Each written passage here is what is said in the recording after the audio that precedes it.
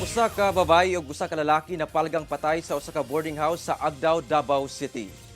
Patay nang nakaplagan ang usa ka babae ug usa ka lalaki sulod sa giabangang kwarto sa Jerome Extension, Barangay R. Castillo, Agdao, Davao City, alas 10 Martes sa buntag.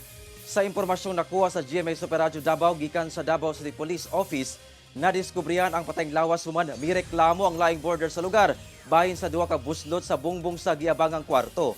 Aton sa pagsuta sa landowner niini, nasilip ang gituhuang patayng lawas sa lalaki nga nagpatong sa laing lawas sa babae. Sumala sa kapulisan, nag-edad og 23 hangtod 30 anyos ang babae nga usa ka security guard. Samtang padayong ginaila ang lalaki nga gibana-bana ang 20 hangtod 30 anyos, 5'4 to 5'6 ang gitas-on ug dunay tattoo sa dughan. Dunay samad pinusilan sa ulo ang mga patayng lawas. Sa investigasyon, pasado alas 3 sa kadlawon diyang misulod ang babae sa giabangang kwarto nga gisundan sa lalaki nga misulod sab human ang halos 20 minutos. Dayon migawas ug mibalik na sab ug didto na nadungog ang buto sa gituhuang armas.